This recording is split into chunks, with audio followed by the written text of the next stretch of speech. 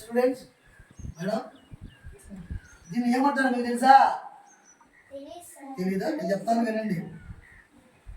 పాత రోజుల్లో మనకి ఇప్పుడు వాడే ఎలక్ట్రికల్ ఫ్రిడ్జ్లు లేవు. ఎలక్ట్రికల్ ఫ్రిడ్జ్ యొక్క పనితనం ఏంది?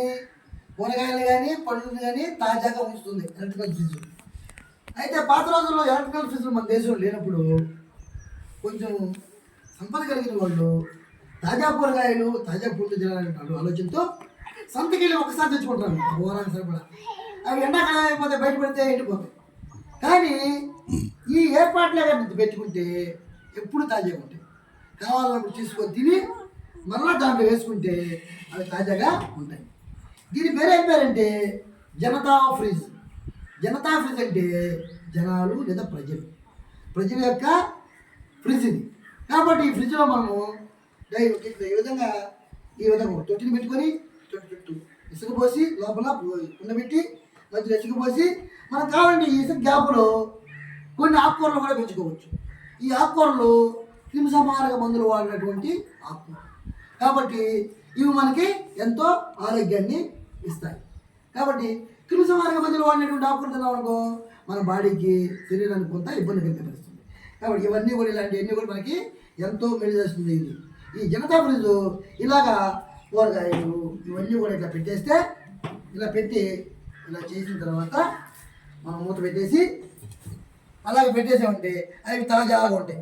మనకు కావాల్సినప్పుడు మళ్ళా ఒక్కొక్కటి తీసుకొని ఈ విధంగా తీసుకొని ఏమ్మా ఇట్లా తీసుకొని మనము మళ్ళీ పెట్టేసామనుకోండి ఇవన్నీ మనం కూరలు చేసుకోవాలి. ఇవన్నీ కూరలు తాజా కూరగాయలతో మన ఆరోగ్యం బాగుంటుంది. క్రిమిసంహారక మందులు వాడిన కూరగాయలు వాడితే ఆరోగ్యం కొంచెం పాడవుతుంది. మళ్ళీ ఇవి వాడుకున్నాము మళ్ళీ కావాల్సినప్పుడు దీంట్లో తీసుకోవడం కూర వండుకోవడం.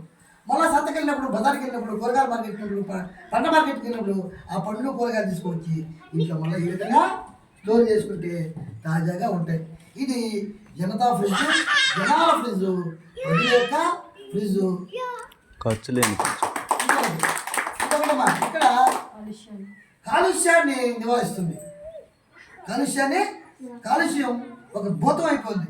ప్రపంచ కొంతవరకు కాలుష్యాన్ని నివారించడంలో ఎంతో కొంత మేలు చేస్తుంది ఈ జనతా ఫ్రిడ్జ్. ఈ జనతా ఫ్రిడ్జ్ చాలా ఖర్చు తక్కువ కూడింది. ఎలక్ట్రికల్ ఫ్రిడ్జ్ కావాలంటే వేరే కావాలి. ఇదని జనతా ఫ్రిడ్జ్ అనుకో చాలా తక్కువ ధరకే మనము తయారు చేసుకోవచ్చు. కాబట్టి తయారు చేసుకునే విధానం మనకు తెలియాలి. అది ఎలా తయారు చేసుకోవాలో నాకు మీకు చెప్పాను. మీరు గుర్తుపెట్టుకొని ఇలా జనతా ఫ్రిడ్జ్ల మేళలో పెద్దలకి ఏర్పాటు చేసుకొని ప్రపంచ కాలుష్యాన్ని నివారించి ఖర్చును తగ్గించి మీ పెద్దవాళ్ళకి సహకరించండి. ఓకేనా?